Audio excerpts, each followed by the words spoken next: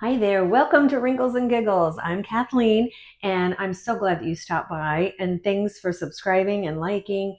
And for all the people that are new, please stay around. Today, we're going to talk about blush and a great blush trend. Blush is having a major comeback this year.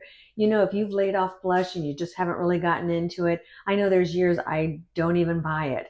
But this year, it's been different. Also, it helps when you have young nieces who take you out shopping, and I've learned that the blush was coming back. Also, we just did an event in the office that I work at for a plastic surgeon, and a professional makeup artist who came in also said, yes, blush is making a comeback, and it's the layering technique. So let's dive into it and let's see. And it's super easy because if I can do it, you can do it since I'm not a makeup artist. So let's go and I'll show you.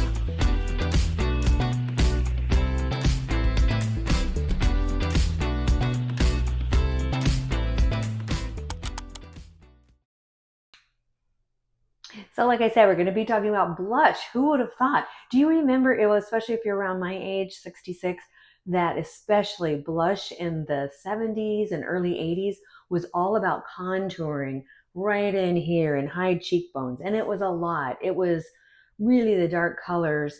And maybe back then we were trying to do the, highlighting and contouring, which they call it now, but we were doing it all with blush. So today it's a different way to put it on. And also for us older, mature ladies, um, sometimes the powder can be kind of drying. We all use a powder, and my method for this, and I'll come down here where I've got my little handy dandy stuff until I get a table that's right here, was always to take a blush. And I learned this also early in my career, that if you get a fan brush and you have powder and you barely swirl it and kind of put it on the apples of your cheeks, it would look like you came out of the cold with a fresh glow.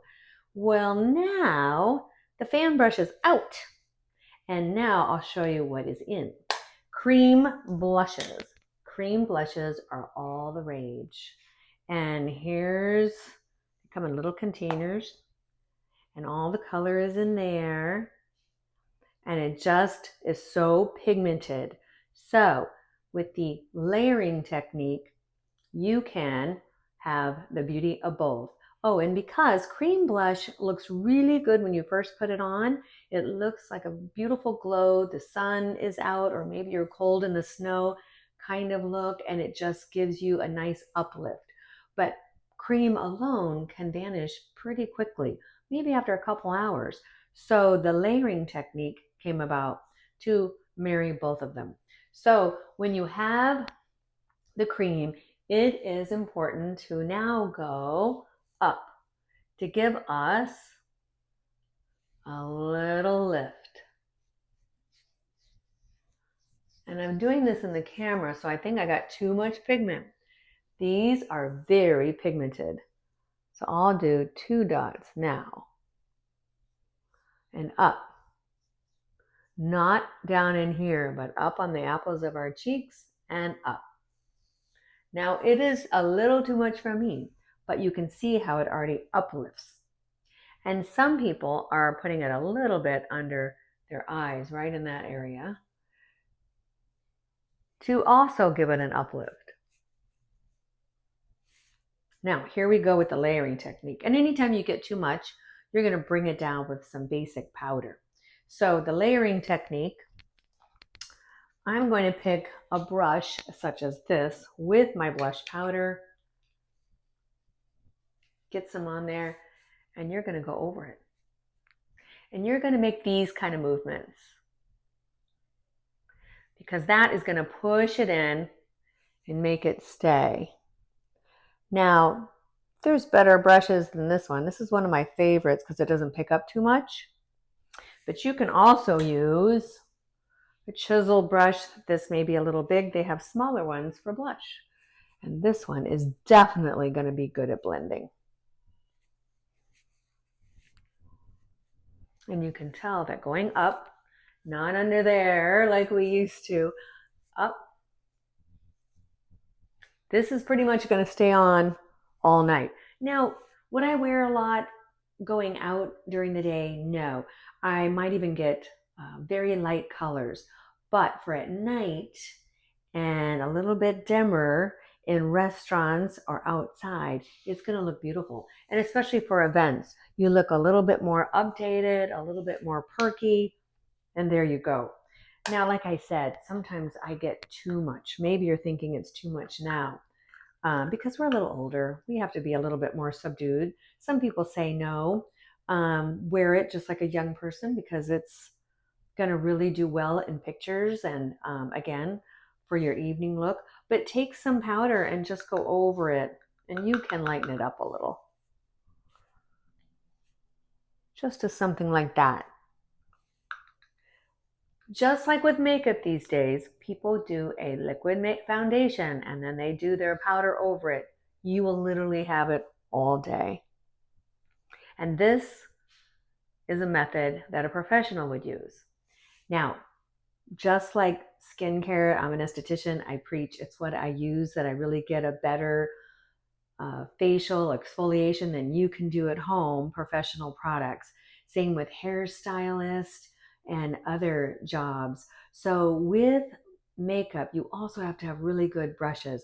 Don't underestimate the power of a good brush. When I started spending more money on brushes is when I realized the makeup looked a whole lot better. So really upgrade those brushes because you know a lot of us would keep a brush forever and it looks horrible. So update your brushes. This is a nice little setting powder that I used. It does have a pinky tone, but you can get a neutral and it's from Sephora and it's called Blur It. You can use it all over for a blurred, maybe what do they call it? Filter effect. And how about that? And another brush you can use is a smaller one and stipple right over that. But again, your brushes are super important. Now, for a lot of us, we've been using these little sponges that you wet, and I do like it. I wet it and I go all over, it's barely damp, and you can go all over and set your makeup, and I think it almost pushes it in. However, some people, if you say don't even try this because it can wipe off. But if you know what you're doing and you really experiment and get it so very, very just tight, just lightly damp, it can do, I think it can do wonders. But a lot of makeup artists will say just use the brushes and well, practice with it. I think, we're at a great age that we can try all these things. So don't be afraid of going in places like Ulta, Sephora, and Nordstrom's, or anywhere you shop, Macy's, and ask them for some makeup tips. Pretty soon, just little tiny things, you're getting a nicer look, especially when you want to look super nice for an event. Here's another one from Sephora. Even these purplish colors go on really nice. Don't let the color scare you either. You can experiment in these stores. Wait, maybe that'll give you a better idea on how to kind of rub them in, and the girls will show you there. But they're super easy. You just you don't have to worry about all the pigment coming out. You can barely see it in there. It's crazy how it hides in there. So it should barely come out of your little sponge. And if it comes out more, just to barely dot. So that will give us a wonderful, wonderful glow. Have fun with makeup. It's not too late. We don't have to go around. But if you do want to go around with nothing, do you know it would give a really nice look if you absolutely wore nothing but a little bit of blush during the day, and I still say maybe a little bit of clear gloss, you're going to glow. So it's not about covering up the aging, covering up the lines that we have had so much fun making because we've laughed hard with our friends or our children, but it's about just kind of being more vibrant. Again, I love the no makeup look, and I love it when ladies are fresh and their skin is just glowing. But this is going to give you a little bit of more of a glow. I'll link some different blushes below like this, because even the Jane Iredale has a liquid blush now, and layer it with a light color or a little bit different and you'll get some more depth. So thank you so much for watching, and happy blushing and happy fabulous day. And we'll see you next time.